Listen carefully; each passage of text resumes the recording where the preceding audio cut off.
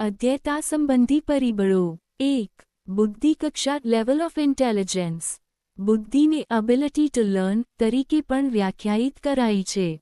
અધ્યયતાની બુદ્ધિની કક્ષા અનુસાર તેમને મુખ્ય 3 વર્ગોમાં વહેંચી શકાય. 1. ઉચ્ચ બુદ્ધિ કક્ષા ધરાવતા, 2. મધ્યમ બુદ્ધિ કક્ષા ધરાવતા અને 3. નિમ્ન બુદ્ધિ કક્ષા ધરાવતા. જેમની બુદ્ધિ કક્ષા ઊંચી હોય છે તેઓ બીજાઓ કરતાં વધુ સારી રીતે શીખી શકે છે. જ્યારે નિમ્ન બુદ્ધિ કક્ષા ધરાવતા વિદ્યાર્થીઓ ભણવામાં ઠોઠ રહે છે એટલે કે તેમની સિદ્ધિ કક્ષા નીચી હોય છે. ઊંચી બુદ્ધિ કક્ષા ધરાવતા વિદ્યાર્થીઓ વર્ગમાં થતા અધ્યાપનને ઝડપથી સમજી શકે છે અને સારી રીતે યાદ પણ રાખી શકે છે. 2. વેવોર પાસ્ટ એક્સપિરિયન્સ. વિદ્યાર્થી ક્રમશઃ ઘર, શાળા અને સમાજના વાતાવરણના સંપર્કમાં આવે છે અને જાતજાતના અનુભવોનું ભાથું લઈને શાળામાં આવે છે. વળી એક ધોરણમાં શીખેલી બાબતો આગળના ધોરણમાં તેમના પૂર્વાનુભવો ગણાય છે. વિદ્યાર્થીઓ જો નદી જોઈ જ ન હોય તેમને નદી વિશે શીખવાનું શિક્ષક માટે અઘરું બની જાય છે. સમૃદ્ધ પૂર્વાનુભવો ધરાવતા બાળકો અધ્યયનના મુદ્દાઓને સારી રીતે સમજી શકે છે. જ્યારે અલ્પ કે અપૂરતા પૂર્વાનુભવો ધરાવતા બાળકોને અસરકારક રીતે શીખવાનું શક્ય બનતું નથી. 3. પરિપક્વતા મેચ્યોરિટી. 3 વર્ષના બાળકને સાયકલ ચલાવતા કે 5 વર્ષના બાળકને ટાઈપિંગ કરતા શીખવી શકાતું નથી. કારણ કે તેના શરીરના સ્નાયુઓ અને અવયવો પરિપક્વ થયા હોતા નથી. વળી બાળકના હાથના આંગળાના સ્નાયુઓ પણ 5 વર્ષની ઉંમર સુધી પરિપક્વ થયેલા ન હોવાથી તેમને તે અગાઉ આંકડા કે અક્ષરો લખતા શીખવવું એ સમય અને શક્તિના દુર્વ્યય જેવું છે. તરુણાવસ્થામાં વિદ્યાર્થીઓના જાતીય અવયવો પરિપક્વતાએ પહોંચ્યા હોય છે. આથી તેમને જાતીય શિક્ષણ અચૂક આપવું. પરિપક્વતાની અમુક કક્ષાએ પહોંચ્યા પછી જ વિદ્યાર્થીને તે બાબત શીખવવામાં આવે તો જ તે સફળતાપૂર્વક શીખી શકે. પરિપક્વતા આવ્યા પહેલાં અપાતું શિક્ષણ વ્યર્થ જાય છે અને ઉપરથી બાળક તે અંગે હતાશ થઈ જાય છે અને ભવિષ્યમાં પણ તે બાબતથી વિમુખ થઈ જાય છે. પરિપક્વતા આવ્યા વગર શીખવવામાં શીખવાની ઝડપ પણ ઓછી રહે છે અને શીખેલી બાબતોનું લાંબા સમય સુધી ધારણ થઈ શકતું નથી. 4. જાતિ સેક્સ. અધ્યયનની ક્ષમતા બાબતમાં છોકરા-છોકરીઓ વચ્ચે કેટલાક જાતિગત તફાવતો જોવા મળે છે. સામાન્ય રીતે છોકરીઓ કરતાં છોકરાઓની ઊંચાઈ અને શારીરિક બળ વધુ હોય છે. છોકરાઓ શારીરિક કૌશલ્યો અને યાંત્રિક કામો ઝડપથી શીખી શકે છે જ્યારે છોકરીઓ ભાવાત્મક બાબતોના શિક્ષણને વધુ અસરકારક રીતે આત્મસાત કરી શકે છે. છોકરીઓને કલા કારીગરી, સંગીત, નૃત્ય વગેરે શીખવવામાં ઓછી મુશ્કેલી રહે છે. જ્યારે છોકરાઓને હેવી ડ્રાઇવિંગ, તરણકળા, પર્વતારોહણ વગેરે ઝડપથી શીખવી શકાય છે. ઘણીવાર ઘરકામમાં જવાબદાર રીતે રોકાયેલી હોવાને કારણે છોકરીઓ અધ્યયન તરફ બેદરકાર બની પોતાની અધ્યયન ક્ષમતા ઘટાડે છે. 5. અભિપ્રેરણા મોટિવેશન. શિક્ષક વિદ્યાર્થીઓને વર્ગશિક્ષણ દરમિયાન શીખવા માટે અભિપ્રેરિત ન કરે તો અધ્યયતા સારી રીતે અધ્યયન કરી શકતો નથી.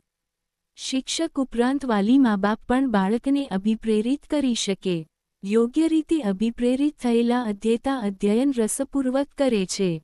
કેટલીકવાર શિક્ષક કે મા-બાપ પાસેથી અભિપ્રેરણા ન મળતી હોય તો પણ અધ્યયતા પોતે આંતરિક રીતે જાતે જ અભિપ્રેરિત થઈ પોતાના અધ્યયનમાં રસ લઈ પોતાના નક્કી કરેલ ધ્યેયની દિશામાં યોગ્ય રીતે ગતિ કરે છે.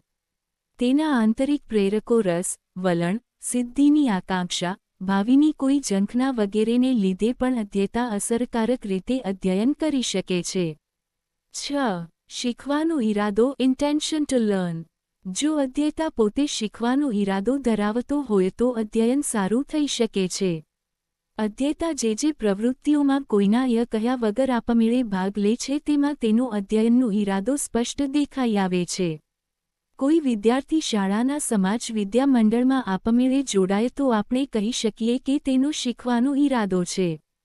ઈરાદો એટલે આંતરિક ઈચ્છા, શીખવાની અભિલાષા, ઇન્ટેન્શન ટુ લર્ન. આપણે ઘોડાને નદી સુધી લઈ જઈ શકીએ પણ તેને પાણી પીતો ન કરી શકીએ. આપણે વર્ગમાં ગમે તેટલા પ્રયત્નો કરીએ તેમ છતાં જ્યાં સુધી અધ્યયતા પોતે શીખવાની ઈચ્છા નહીં કરે ત્યાં સુધી તે કશું જ શીખી નહીં શકે અને વેન સાગર ભાગવત જેવું આપણું અધ્યાપન કાર્ય નીવડશે. 7. તત 52 રેડીનેસ. થોર્નડાઇકનો તત્પરતાનો નિયમ લો ઓફ રેડીનેસ બહુ જ જાણીતો છે. જ્યાં સુધી અધ્યેતા શીખવા માટે તત્પર ન હોય ત્યાં સુધી એને શીખવવું નકામું નીવડે છે. આથી ઉલટું અધ્યેતા જો શીખવા માટે તત્પર હોય અને આપણે એને ન શીખવીએ તો શીખવા માટેની એક સારી તક હાથમાંથી ચાલી જાય છે. અહીં તત્પરતાનો અર્થ માનસિક મેન્ટલ સેટ તત્પરતા લેવાનો છે. આથી જ વર્ગશિક્ષણની શરૂઆતમાં વિષયાભિમુખ કૌશલ્યની યોગ્ય પ્રયુક્તિ દ્વારા આપણે વિદ્યાર્થીનું પૂર્વજ્ઞાન જરૂરી હોય તો ચકાસીને તેને નવું જ્ઞાન મેળવવા તત્પર બનાવીએ છીએ. આથી તેઓમાં નવું શીખવાની માનસિક જિજ્ઞાસા ઉદ્ભવે છે. આ સંજોગોમાં વિદ્યાર્થી નવું જ્ઞાન રસપૂર્વક પ્રાપ્ત કરે છે એટલે કે અધ્યયન અધ્યાપનની પ્રક્રિયા સરસ બને છે. 4. બેસા એન વ ઇન્ટરેસ્ટ અને એટીટ્યુડ. અધ્યેતા વિદ્યાર્થી શીખવામાં એટલે અધ્યયનમાં રસ ધરાવતો ન હોય તો તે અધ્યયનમાં યોગ્ય રીતે પોતાનું ધ્યાન કેન્દ્રિત કરી શકે નહીં. અને ધ્યાન કેન્દ્રિત ન થાય તો પછી અધ્યયન થવાનું જ ક્યાંથી? અધ્યયનમાં રસ ન ધરાવતો વિદ્યાર્થી વર્ગ શિક્ષણ દરમિયાન બેધ્યાન જ રહેવાનો. શિક્ષક જો પોતાના વિષયને યોગ્ય દૃશ્ય શ્રાવ્ય સાધનો અને યોગ્ય પદ્ધતિઓ દ્વારા રસ પડે એ રીતે શીખવે તો કદાચ વિદ્યાર્થીને તે વિષયમાં રસ પડવા પણ લાગે. બધો આધાર ઘણું કરીને શિક્ષક પર જ છે. એ જ રીતે વિદ્યાર્થી શીખવા પ્રત્યે નકારાત્મક વલણ ધરાવતો હોય તો પણ તેને શીખવાની આખી બાબત જ અર્થહીન લાગશે. તેને અધ્યયનનો કોઈ ઉપયોગ પણ જણાશે નહીં. તે એવું જ માનશે કે ભણીને શું કરવાનું? આથી સ્વાભાવિક રીતે જ તે અધ્યયન અધ્યાપનની પ્રક્રિયાથી અળગો રહેવાનો, તેમાં જોડાશે જ નહીં. આથી તે કંઈ પણ શીખી નહીં શકે. આથી ઉલટું શિક્ષણ અધ્યયન તરફ હકારાત્મક વલણ ધરાવતો વિદ્યાર્થી રસપૂર્વક અધ્યયન પ્રક્રિયામાં ભાગ લેશે અને સફળતાપૂર્વક અધ્યયન કરી શકશે. વિદ્યાર્થીઓમાં અધ્યયન તરફના વધતા જતા નકારાત્મક વલણો શાથી જન્મે છે તે વિચારવાની ફરજ સમાજની જ નહીં પરંતુ શિક્ષકોની પણ ખરી. આવા નકારાત્મક વલણ માટે આપણે કોઈ રીતે જવાબદાર તો નથી ને? અધ્યયન પ્રક્રિયા પર અસર કરતા અધ્યેતા સંબંધી પરિબળોનો આપણે અભ્યાસ કર્યો. હવે આપણે અધ્યાપક સંબંધી પરિબળો જોઈએ.